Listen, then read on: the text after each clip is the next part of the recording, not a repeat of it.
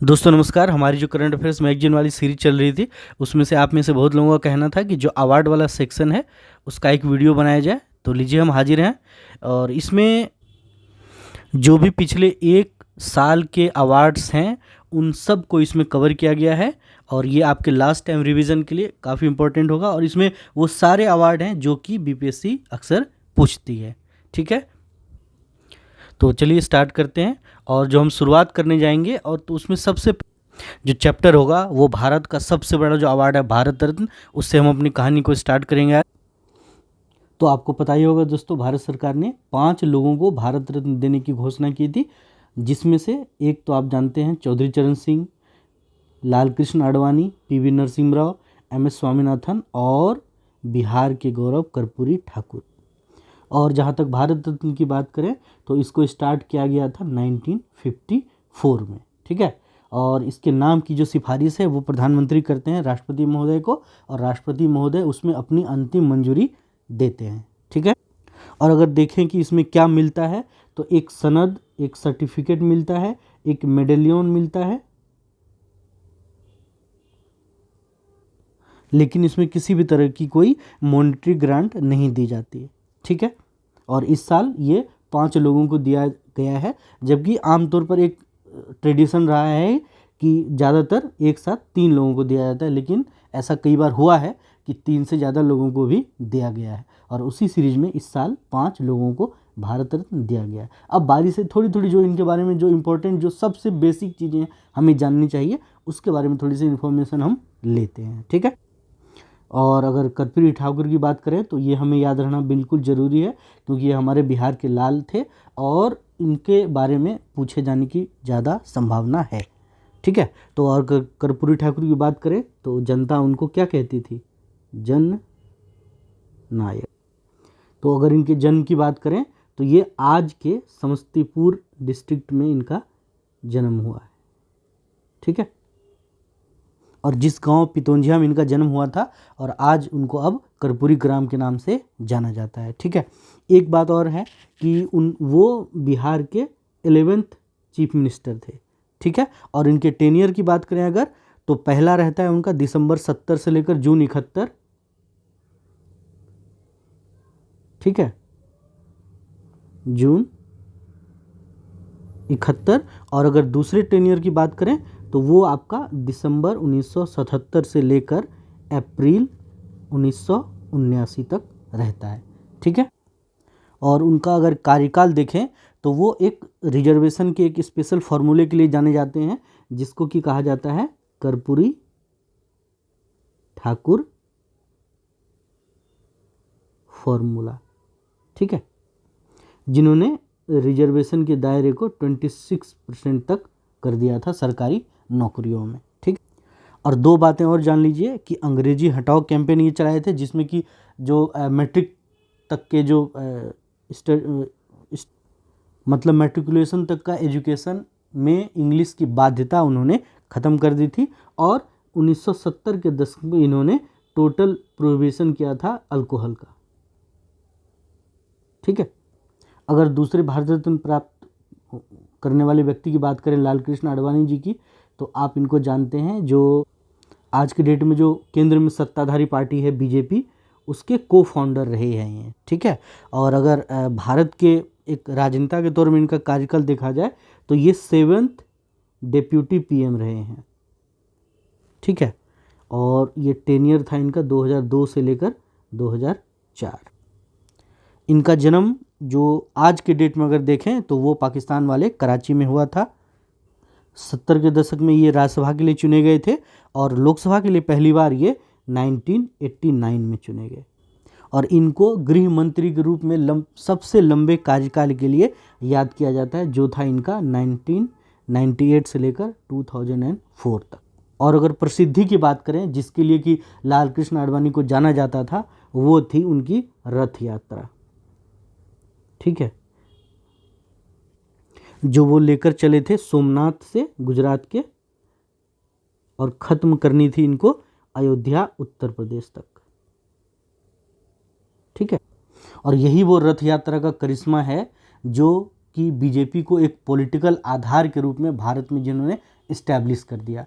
और वो एक ज़माने में 2 सीटों वाली पार्टी आज लगातार तीसरे टर्म में केंद्र में सत्तासीन है वो पार्टी, ठीक है। और अगर लालकृष्ण आडवाणी की बात करें तो 2015 में इनको अवार्ड दिया गया था पद्म विभूषण, पद्म विभूषण, ठीक है।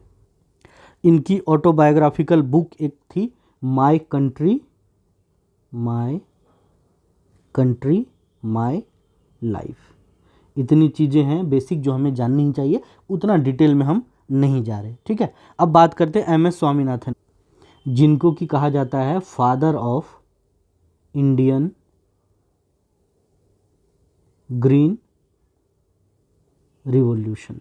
अच्छा, इंडियन वर्ड इसलिए जोड़ा गया क्योंकि जो वर्ल्ड लेवल पे ग्रीन रिवॉल्यूशन हुआ था उसके फादर कोई और हैं। और आपके लिए एक क्वेश्चन यहाँ पे होता है कि उसका नाम आपको बताना है जिसको कि वर्ल्ड लेवल पे ग्रीन रिवॉल्यूशन का जनक माना जाता है।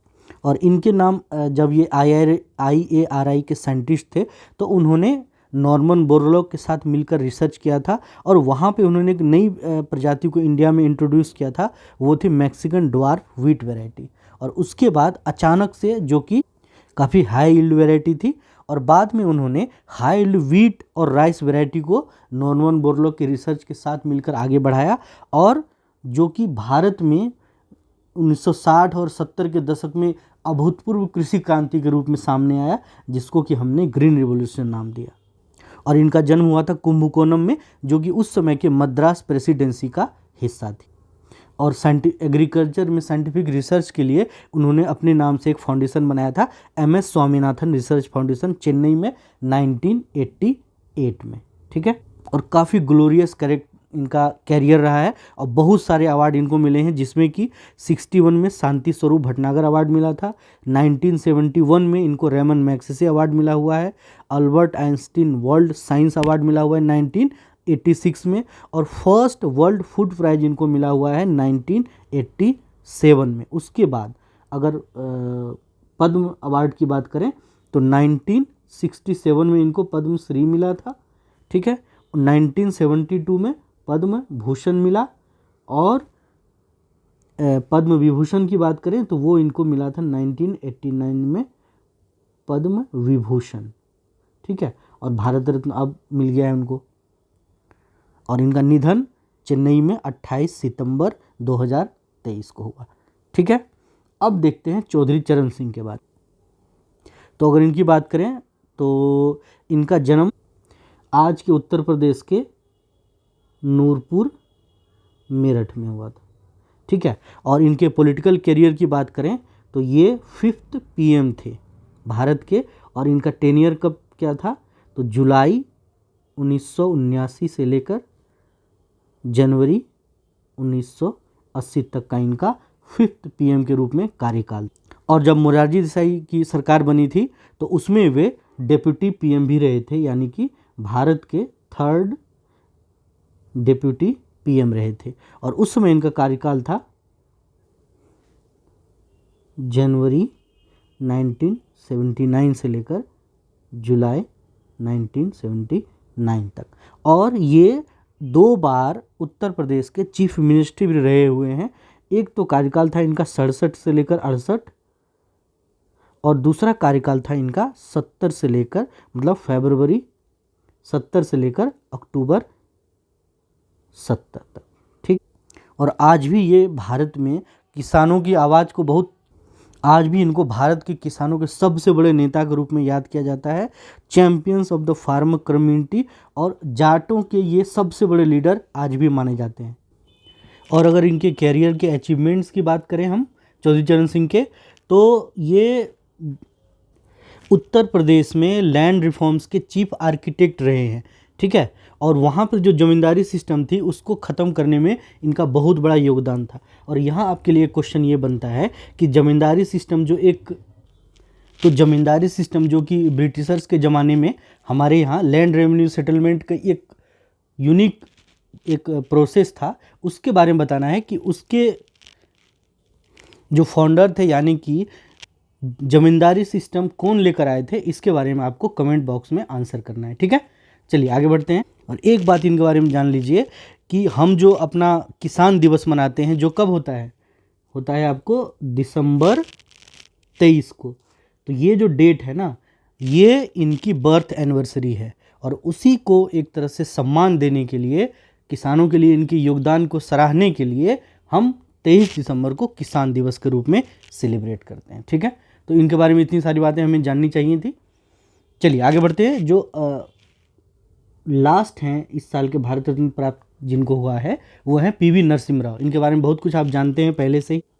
इनका जन्म करीमनगर में हुआ था, जो कि आज के तेलंगाना का पार्ट है। और अगर इनके कैरियर की बात करें तो ये हमारे 9th PM रहे थे, और इनका टेनियर रहा था आपको 1991 से लेकर 1996 तक। ये ईयर तो आपको याद होना ही चाहिए।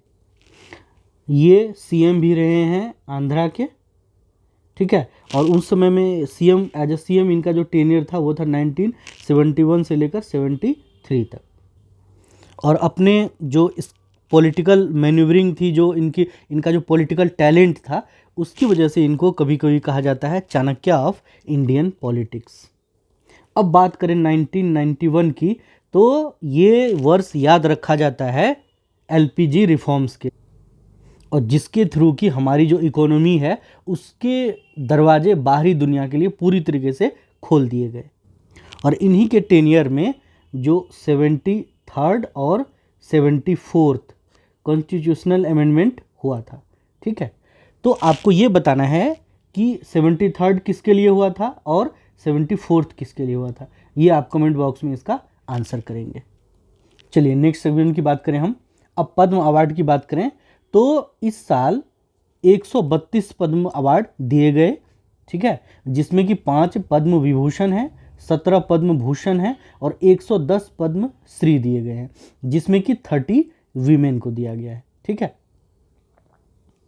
और अगर पद्म विभूषण की बात करें तो ये 5 चेहरे हैं जिन्हें कि पद्म विभूषण दिया गया है, जिसमें वैजयंती माला हैं, चिरंजीवी हैं एक्टर, वेंकैया नायडू हैं, ठीक है, बिहार के लाल बिंदेश्वरी पाठक है, जो कि आप जानते हैं सुलभ इंटरनेशनल के लिए दुनिया भर में सराहे जाते हैं। ठीक है, और एक नाम है पद्मा सुब्रमण्यम का।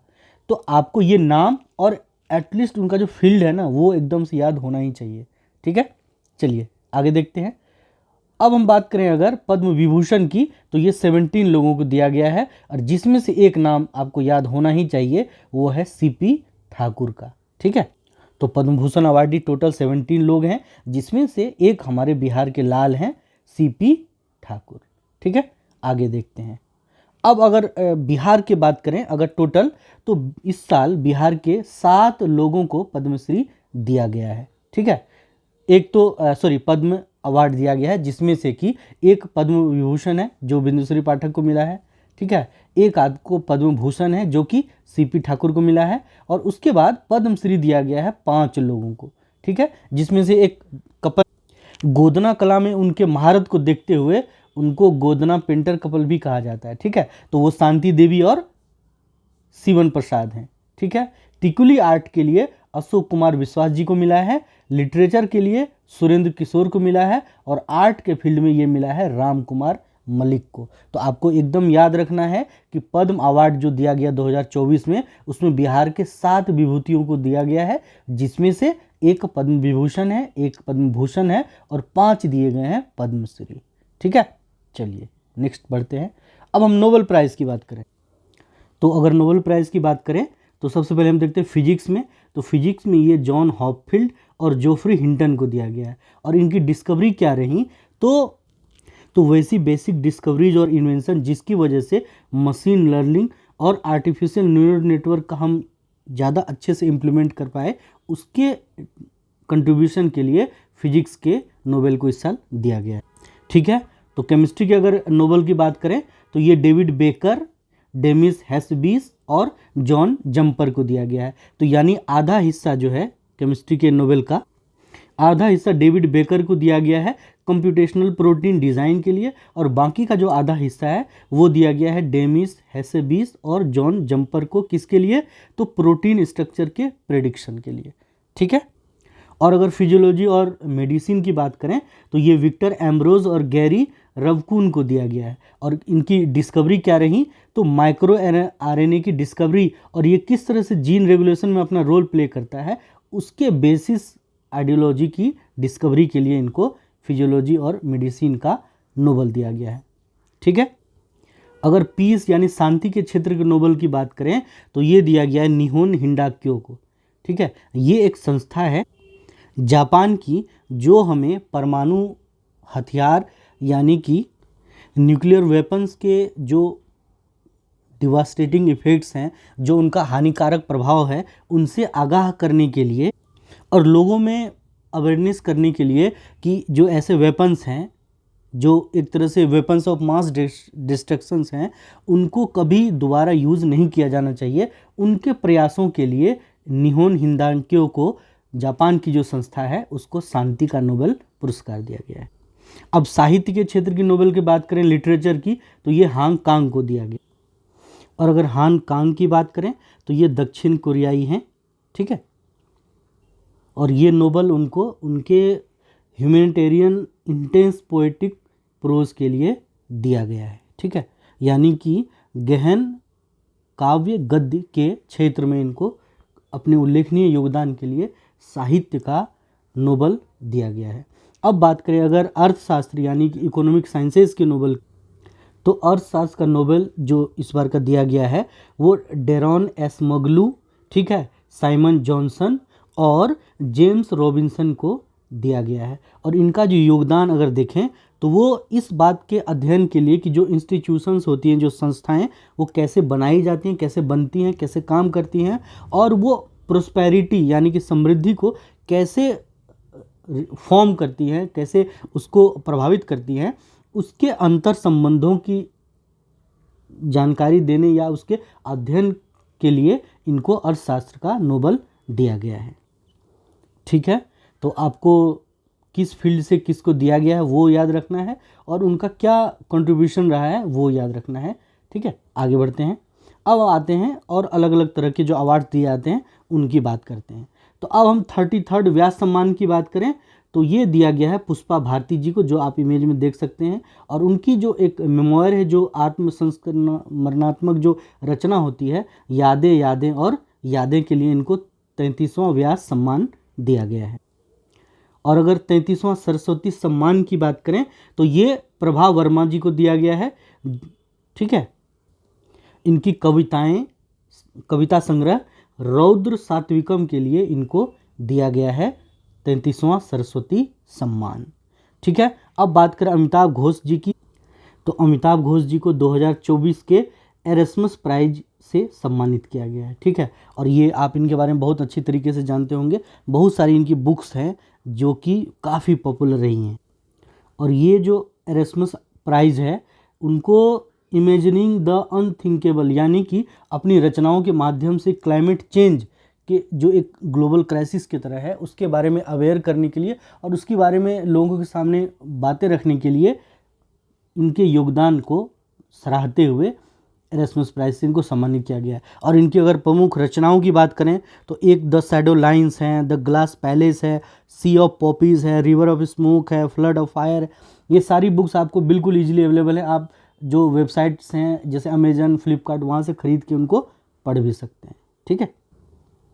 और 58वां ज्ञानपीठ अवार्ड, ज्ञानपीठ जिसे कि भारत का हाईएस्ट लिटरेरी ऑनर माना जाता है, साहित्य के क्षेत्र में दिया जाने वाला सबसे बड़ा सम्मान माना जाता है, उससे दो लोगों को, एक तो गुलजार और एक जगत गुरु रामभद्राचार्य जी को सम्मानित किया गया है। तो गुलजार के बारे में तो जानते हैं, एवरग्रीन वो लिरिक्स हैं उनकी, जो रचनाएं लिखते हैं, वो फिल्मों में गीत लिखते हैं, गीतकार बहुत फेमस है, बहुत महान कविताएं भी लिखी हैं उन्होंने। और वो एक ऐसे वाहिद गीतकार हैं जो कि पिछले कई दशकों से अपने वर्सेटाइल लिरिक्स के माध्यम से संगीत की दुनिया में, फिल्मों के दुनिया में कमाल की रचनाएं लिखते रहे हैं। और वो एक उन आँखों की मस्ती से लेकर बीड़ी जलेले तक का जो एरा है ना, कंप्लीट उनको उन्होंने कवर किया है। यानी कि उन आँखों की महकती खुशबू से लेकर बीड़ी जलेले तक का जो एरा है ना, उसको गुलजार साहब ने कवर किया है और उनको ऑस्कर तक मिल चुका है। ठीक है, और अवार्ड्स की बात करें तो उर्दू के क्षेत्र में साहित्य अकादमी इनको 2002 का मिल चुका है, दादा साहेब फाल्के अवार्ड 2013 में इनको प्राप्त हो चुका है, पद्म भूषण इनको 2004 में प्राप्त हो चुका है और 5 वो नेशनल अवार्ड भी जीत चुके हैं फिल्म अवार्ड्स अपने योगदान के लिए। और अगर राम भद्राचार्य जी की बात करें तो इनके बहुत सारे वीडियोस आप यूट्यूब पर देखे होंगे, न्यूज़ चैनल पे इनको देखा होगा साक्षात देते हुए। और जो बाबरी मस्जिद वाला जो टाइटल स्वीट जो था कोर्ट में चल रहा था, तो इनको हमारे जो शास्त्र हैं, जो वेद हैं, जो धार्मिक ग्रंथ हैं, उनकी व्याख्या के लिए भी इनको कोर्ट में इनको कंसल्ट किया गया था। ठीक है, और जो ये रामानंद जो संप्रदाय है उसके 4 जो जगतगुरु रामानंदाचार्य हैं उसमें से एक ये रामभद्राचार्य जी हैं। ठीक है, और आज के डेट में मध्य प्रदेश के चित्रकूट में जो तुलसी पीठ है उसके ये संस्थापक भी हैं और इनको 2015 में आपको पद्म विभूषण भी दिया गया था। ठीक है, आगे बढ़ते हैं। अब बात करते हैं साहित्य अकादमी अवार्ड 2023 के लिए।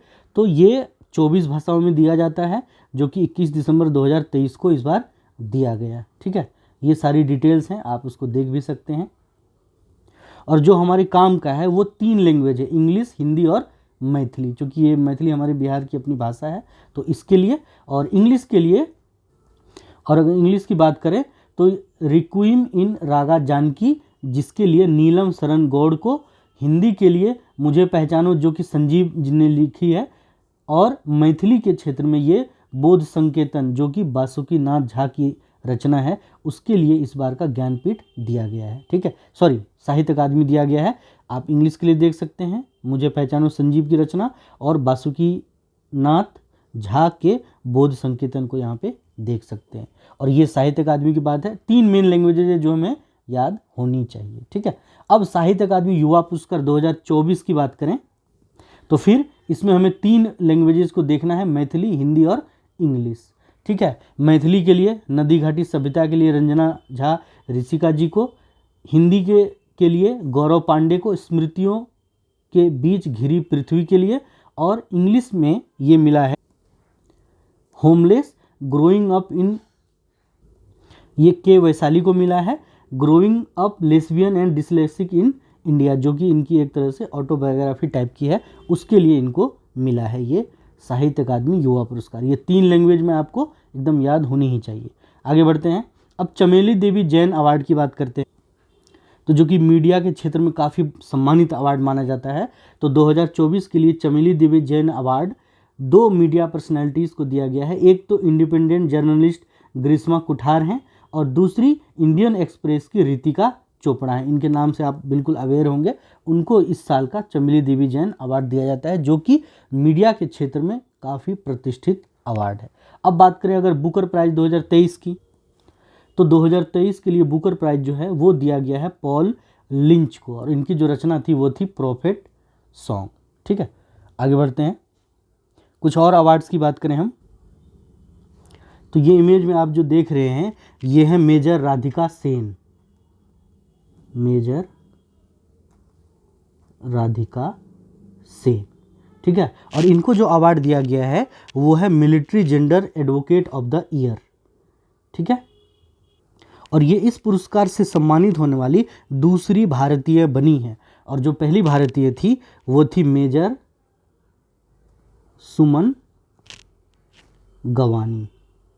ठीक है, तो मात्र ये दूसरी भारतीय हुई हैं जिनको military gender advocate of the year के अवार्ड से सम्मानित किया गया है। और इनका जो योगदान था वो था कांगो में चुनौतीपूर्ण माहौल में भारतीय रैपिड डिप्लॉयमेंट बटालियन के लिए एंगेजमेंट प्लाटून के कमांडर के रूप में तैनाती जब थी इनकी, तो वहाँ पे उन्होंने जो लोकल्स होते हैं, जो स्थानीय लोग होते हैं, उनकी लैंगिक समानता और मानवीय चिंताओं को व्यक्त करने के लिए एक नेटवर्क स्थापित करने में योगदान के लिए इनको ये अवार्ड दिया गया है। ठीक है, और ये जो इमेज में आप देख रहे हैं तो ये राइटर हैं और ये ट्रांसलेटर हैं, और इन दोनों को संयुक्त रूप से दिया गया है अंतर्राष्ट्रीय बुकर पुरस्कार।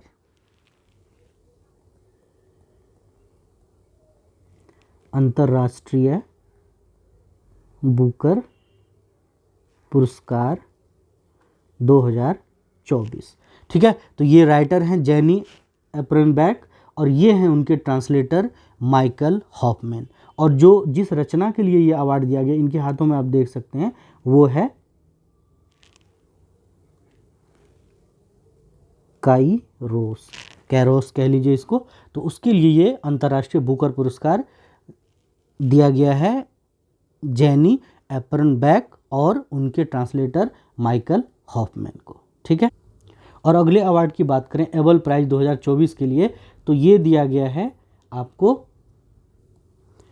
मिशेल टेलाग्रैंड जी को, जो कि मैथ्स की दुनिया का सबसे प्रतिष्ठित सम्मान माना जाता है एबल प्राइज। ठीक, और अगर योगदान की बात करें उनकी, तो प्रोबेबिलिटी थ्योरी और फंक्शनल एनालिसिस के क्षेत्र में अपने योगदान के लिए इनको ये अवार्ड एबल प्राइज से सम्मानित किया गया है। और नेक्स्ट अवार्ड की बात करें प्रिट्जर आर्किटेक्चर प्राइज की, तो ये रिकेन यामामोतो को दिया गया है, जो कि जापान के हैं और ये आर्किटेक्चर के फील्ड का सबसे बड़ा अवार्ड माना जाता है और एकमात्र भारतीय को ये अवार्ड दिया गया है। और आपके लिए क्वेश्चन बताना है, एकमात्र भारतीय जिनको कि प्रिट्जर पुरस्कार दिया गया है। ठीक है, ये आपको कमेंट बॉक्स में इसका आंसर करना है। अगले पुरस्कार की ओर बढ़ते हैं। अब हम आते हैं दादा साहब फाल्के अवार्ड की ओर। तो राष्ट्रपति महोदया के हाथों से इनको दादा साहब फाल्के मिला है, जिनका कि करियर 350 प्लस फिल्मों का रहा है और ये एक बहुत उन गिने चुने अभिनेताओं में हैं जिनको कि अपनी पहली फिल्म से ही नेशनल अवार्ड मिल गया था। ठीक है, और वो फिल्म थी मृगया।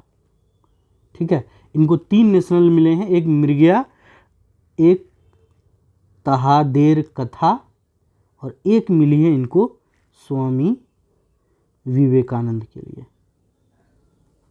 ठीक है, आप इनकी एक्टिंग का रेंज देखिए। स्वामी विवेकानंद फिल्म में ये रामकृष्ण परमहंस का कैरेक्टर किया था इन्होंने, और उसी के पैरेलल में एक मूवी आई थी जल्लाद, जिसके लिए इनको बहुत सारे फिल्म अवार्ड्स में विलेन का इनको अवार्ड दिया गया है। ठीक है, और आप इनकी एक्टिंग का रेंज यहीं से अंदाज़ा लगाइए कि यहाँ पे ये बनते हैं विलेन, उसके लिए अवार्ड लेते हैं, और उसी टाइम में स्वामी विवेकानंद मूवी में ये बनते हैं रामकृष्ण परमहंस। तो बहुत बड़ी इनकी हस्ती रही है।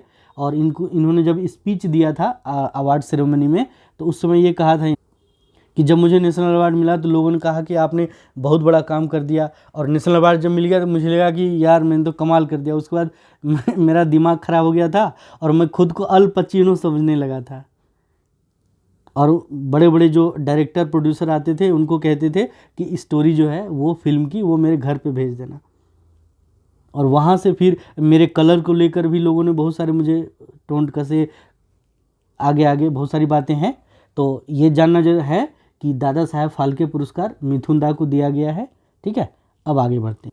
अच्छा, इनके बारे में एक बात कहीं कहीं और आपको ये भी उल्लेख मिलेगा कि 1989 में इन्होंने एक साथ 19 फिल्म का रिकॉर्ड बनाया था, और ये शायद लिम्का बुक ऑफ रिकॉर्ड्स में भी दर्ज की गई थी। इसको आप एक बार कंफर्म कर लीजिएगा। तो ये सारी बातें हैं मिथुन दा के बारे में। अब आगे बढ़ते हैं। तो नेक्स्ट अवार्ड जो है वो है द टेम्पल्टन प्राइज। ठीक है, जो कि इस साल के लिए डॉक्टर पुमला गोबोदो मदिकीजिएला जी को दिया गया है। ठीक है, तो वायलेंस से पीड़ित सोसाइटीज़ के एक तरह से हीलिंग के दिशा में काम करने के लिए इनको ये टेम्पल्टन प्राइज़ 2024 के लिए दिया गया है। ठीक है, आगे बढ़ते हैं। तो ये 2 टीचर हैं हमारे बिहार के, जिनको कि राष्ट्रीय शिक्षक पुरस्कार 2024 में इनको अवार्ड दिया गया है। और इनमें से जो ये हैं सिकंदर कुमार सुमन और ये हैं डॉक्टर मीनाक्षी कुमारी। और सिकंदर कुमार सुमन की बात करें तो ये कैमूर जिले के तरहानी न्यू प्राइमरी स्कूल के ये प्रभारी प्रधानाध्यापक हैं। और अगर इनकी बात करें मीनाक्षी कुमारी जी की बात करें तो ये मधुबनी जिले के शिव गंगा बालिका उच्च विद्यालय की ये टीचर हैं। और ये अवार्ड शिक्षा के क्षेत्र में अपने उत्कृष्ट योगदान के लिए टीचर को दिया जाता है। और इस अवार्ड में देश भर से 50 शिक्षकों का चयन किया जाता है। उन्हें 50,000 रुपये नगद, एक रजत पदक और एक प्रशस्ति पत्र दिया जाता है। ठीक है। और इनके योगदान की बात करें तो पीपल फंडिंग के द्वारा आईसीटी एजुकेशन और स्ट्रक्चरल डेवलपमेंट के लिए साउथ बिहार के एकदम रिमोट एरिया वाले एक स्कूल में इन सारे जो रिफॉर्म्स के लिए इनको दिया गया है। इनके कुछ प्रोग्राम बहुत ज़्यादा फेमस हुए हैं। एक तो है डिजिटल जू, ठीक है, एक है इनका वर्चुअल वर्ल्ड टूर, और एक तो बहुत फेमस हुआ था, मतलब फेमस है भी अभी भी, टॉकिंग बुक्स। ठीक है, ये सारे कैंपेन्स के लिए इनको ये अवार्ड दिया गया है। अब बात करें अगर मीनाक्षी कुमारी की, तो खास करके गर्ल्स स्टूडेंट के लिए इनका एक कैंपेन इन्होंने चलाया था, study yourself and teach others, खुद भी पढ़ो और दूसरों को भी पढ़ाओ। और ये बहुत ज़्यादा फेमस हुआ था। महिलाओं में आत्मनिर्भरता के लिए डॉरी सिस्टम, चाइल्ड मैरिज, इन सब जो सामाजिक बुराइयां अभी भी कहीं की हमारे समाज में व्याप्त हैं, उनसे लड़ने के लिए और लोगों में जन जागरूकता फैलाने के लिए इनको इस शिक्षक दिवस पर इस अवार्ड से सम्मानित किया गया। और एक है प्रधानमंत्री राष्ट्रीय बाल पुरस्कार 2024 का, और उसमें बिहार के लाल मोहम्मद हुसैन को दिया गया है ये राष्ट्रीय बाल पुरस्कार। ठीक है।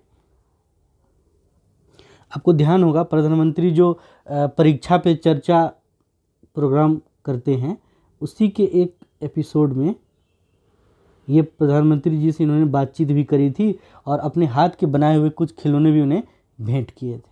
ठीक है, चलिए आगे बढ़ते हैं। जो अगला अवार्ड है वो है व्हाइटले गोल्ड अवार्ड, और ये दिया गया है पूर्णिमा देवी वर्मन जी को, जो कि भारत की और असम स्टेट की बहुत बड़ी वाइल्ड लाइफ बायोलॉजिस्ट हैं। ठीक है। और ये जो अवार्ड है व्हाइटले गोल्ड अवार्ड, इसको आप ग्रीन ऑस्कर के नाम से भी जानते हैं। तो IUCN की जो कैटेगरी है उसमें इंडेंजर्ड कैटेगरी में पहुंचे हुए एक बर्ड की स्पीसीज है ग्रेटर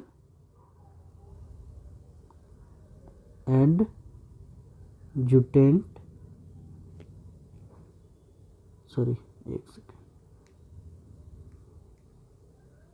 स्टॉर्क। ठीक है, जिसको कि लोकल भाषा में आप कहते हैं हरजीला, है ना, हरजीला। तो उसके कंजर्वेशन एफर्ट्स के लिए उनको ये अवार्ड दिया गया है। और एक लोकल NGO है जिसका नाम है रन यक, जिसके लिए काम करती हैं ये। और नॉर्थ ईस्ट में जो ये बर्ड जो एक ज़माने में इंडेंजर्ड कैटेगरी में चला गया था, उसकी मात्र 450 थी संख्या, जिसको के इनके कंजर्वेशन एफर्ट्स के बाद अब ये संख्या बढ़कर लगभग 1800 हो गई है। ये पूरा जो कम्युनिटी है ना, उसको ये अवेयर करती हैं कि इसके कंजर्वेशन में हम सबको योगदान देना है। और बहुत अलग अलग तरह के इनोवेटिव ये स्कीम्स, प्रोग्राम्स, कैंपेन्स चलाती हैं, जिसके लिए कि कम्युनिटी बेस्ड कंजर्वेशन हो रहा है इस बर्ड का। इस तरह से ये बर्ड होता है। ठीक है। और ये वीमेन एम्पावरमेंट का भी इनका एक बहुत बड़ा मुहिम है, और इसमें ये महिलाओं को संगठित करती है, और उन्होंने उसको नाम भी दिया है हरजीला आर्मी। ठीक है, चलिए अब नेक्स्ट अवार्ड की बात करें तो वो है यूनेस्को के द्वारा दिया जाने वाला Guillermo Cano World Press Freedom Prize. ठीक है, ये दिया गया है जो पैलेस्टाइन के जो कुछ जर्नलिस्ट हैं, उस जो भी पिछले कई महीनों से इजराइल और फ़लस्तीन का जो संघर्ष चल रहा था, उस संघर्ष के दौरान अपनी जान को जोखिम में डालते हुए जर्नलिज्म के प्रति अपनी भूमिकाओं के निर्वहन के लिए ये अवार्ड उन फ़लस्तीन के उन जर्नलिस्टों को दिया गया है गाजा क्राइसिस के दौरान। ठीक है, चलिए आगे बढ़ते हैं। ये अवार्ड, ये आप देख सकते हैं पायल कपाड़िया हैं, ये पायल कपाड़िया, और इनको जो अवार्ड दिया गया है वो 77th कांस फिल्म फेस्टिवल में इनको अवार्ड दिया गया है, ग्रैंड प्रिक्स अवार्ड। और ये इनको मिला है, एक मूवी है all we imagine as light. ठीक है, और ये अवार्ड लेते हुए ही इन्होंने इतिहास रचित, और ये पहली इंडियन फीमेल डायरेक्टर हुई हैं फेस्टिवल के मेन कंपटीशन में आपको compete करने वाली, और 30 साल में ऐसा करने वाली ये पहली भारतीय भी हुई हैं ये। ठीक है, और अगले अवार्ड की बात करें तो जो हमारे union minister of information and broadcasting हैं श्री अश्विनी वैष्णव, उन्होंने अभी 10th national community radio awards की जो है उन्होंने घोषणा की थी, और उसमें जो एक थीमेटिक कैटेगरी है उसमें फर्स्ट प्राइज दिया गया रेडियो मयूर बिहार को। ठीक, और इन्होंने एक प्रोग्राम चलाया था टेक सखी, और इसी कैंपेन के लिए रेडियो मयूर बिहार को थीमेटिक कैटेगरी में फर्स्ट प्राइज मिला है। ठीक है, अगले अवार्ड की बात करें, यूनेस्को का अवार्ड दिया गया documentary film weavers of hope को, और अगर इसके डायरेक्टर की बात करें तो वो हैं सिंचैन चैटर्जी। ठीक है, पटना टोली, गया के पास पटना टोली में जो बुनकर्स होते हैं उनके जीवन के क्या रंग होते हैं, उसके व्यथा को, उनकी परेशानियों को और उनके जीवन के बारे में अवेयर करने के लिए ये डॉक्यूमेंट्री बनाई गई थी, जिसको कि यूनेस्को का अवार्ड दिया गया, वीवर्स ऑफ होप, और इसके डायरेक्टर को आप याद रखेंगे सिंचैन चैटर्जी। आगे बढ़ते हैं, ये अभिनव बिंद्रा हैं। ठीक है, और इनको अभी ओलंपिक कमेटी की तरफ से ओलंपिक ऑर्डर दिया गया है। ठीक है, ये भारत के महानतम शूटर रहे हैं, और इनका जो पर्सनल बेस्ट रहा है वो 2008 के ओलंपिक में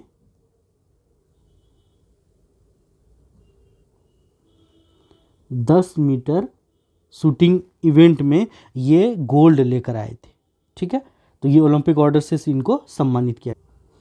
ये जो इमेज में आप देख रहे हैं ये दो लोग हैं जिनको कि इस साल का गांधी मंडेला अवार्ड 2020 इनको दिया गया है। महात्मा गांधी और नेल्सन मंडेला के जो हार्मोनी और वैल्यूज़ थे उनको प्रमोट करने के लिए ये संस्था है, और वो संस्था इसके प्रमोट करने के लिए जो व्यक्तित्व होते हैं उनको ये अवार्ड से सम्मानित करती है। और इसमें दो नाम हैं, एक नाम है मिस रीगो बर्ता मेनचुतम, और एक दूसरा जो नाम है वो है मेक्सिको के वो पॉलिटिशियन और बिजनेसमैन हैं विक्टर गोन्जालेज। ठीक है, तो इनको दिया गया है क्या, गांधी मंडेला अवार्ड 2020। ठीक है, नेक्स्ट अवार्ड की देखें तो अरुंधति राय जी को पेन प्रिंटर प्राइज दिया गया है, और ये अवार्ड उनको दिया गया है उनकी अनफ्लिंचिंग एंड अनस्वेरविंग राइटिंग के लिए, और जो ये बहुत ज़्यादा फेमस हुई थी अपनी एक book the God of small things के लिए, जो कि बुकर जीती थी कब, 1997 का इनको बुकर प्राइज भी मिला था। और ये कुछ उनकी फेमस बुक्स हैं, the ministry of utmost happiness, उसके बाद द एंड ऑफ इमेजिनेशन, आज़ादी। ठीक है, ये सारी बुक्स हैं इनकी, एक बार आप उनको भी देख लेंगे। आगे बढ़ते हैं, अगली अवार्ड है वो अवार्ड, ये है 70th नेशनल फिल्म अवार्ड्स। ठीक है, जिसमें कि बेस्ट फिल्म कौन सी हुई थी, वो हुई थी आपको ए अट्टम। ठीक है, एक्टर ये ऋषभ शेट्टी हुए थे। ठीक है, कांतारा के लिए। और एक्ट्रेस की बात करें अगर तो ये जीता था नित्या मेनन ने। और अगर फिल्म की बात करें तो वो थी थिरुचित्रम्बलम। ठीक है, ये हो गया एक्टर हो गए, एक्ट्रेस हो गए। अब डायरेक्टर की बात, तो सूरज बड़जात्या को मिली है मूवी है ऊंचाई। ठीक है, ये 2-3 नाम हैं जो आपको जानने ही चाहिए। ठीक है, अब नीचे जो इमेज है उसमें अवार्ड दिया गया था मनोज वाजपेयी को, स्पेशल मेंशन के लिए नेशनल अवार्ड जीता है उन्होंने। वेब सीरीज आई थी गुलमोहर। ठीक है, तो ये इनका 4th नेशनल हो जाता है मनोज वाजपेयी जी का। ठीक है, आगे बढ़ते हैं। अब जो इस बार के ऑस्कर्स हैं 2024 के, अगर उनकी बात करें तो इस जो सबसे ज़्यादा अवार्ड मिला है वो मिला है ओपेनहाइमर को, जो कि 13 कैटेगरी में नॉमिनेट हुई थी, जिसमें से कि 7 में उसे अवार्ड मिला। ठीक है, और ये फिल्म किसकी है? ये है क्रिस्टोफर नोलन की। तो ये 3-4 नाम इसमें आपको याद होने चाहिए। बेस्ट पिक्चर कौन सी हुई है? ओपेनहाइमर। बेस्ट एक्टर हुए हैं सिलियन मर्फी ओपेनहाइमर के लिए। बेस्ट एक्ट्रेस हुई है एमा स्टोन, वो किसके लिए हुई? वो हुई हैं पुअर थिंग्स के लिए। ठीक है, और जो बेस्ट डायरेक्टर हुए हैं वो क्रिस्टोफर नोलन हुए हैं। और इस जो 96th एकेडमी अवार्ड था ऑस्कर्स 2024 के, और उसमें भारत की तरफ से जो इंटरनेशनल फिल्म कैटेगरी में जो ऑफिशियल एंट्री थी वो थी एवरीवन इज अ हीरो, जो कि एक मलयालम फिल्म थी। ठीक है, आगे बढ़ते हैं। अब बात करें अगर 71st मिस वर्ल्ड की बात करें तो चेक रिपब्लिक की क्रिस्टेना प्लिस्कोवा ने ये अवार्ड जीता है मिस वर्ल्ड 2024। ठीक है, ये 71st एडिशन हुआ है इस कंपटीशन का। अब अगर अगले अवार्ड की बात करें 72nd मिस यूनिवर्स की बात करें तो ये बनी है अल सल्वाडोर की अडोल्फो पिनेडा एरिना में आयोजित ये स्पर्धा हुई थी, जिसमें कि जीती हैं निकारागुआ की सेनीज पैलासियोज। ठीक है, तो ये नाम आप याद रखेंगे, 71st मिस वर्ल्ड और 72nd मिस यूनिवर्स 2023। तो इस अवार्ड वाले सेक्शन में इतने सारे जो अवार्ड अभी हमने डिस्कस किए हैं वो काफ़ी इंपॉर्टेंट है, ये बिल्कुल आप याद आपको होने ही चाहिए। ठीक है, मिलते हैं फिर किसी अगले वीडियो में, तब तक के लिए बिल्कुल रिवाइज करते रहिए। All the best.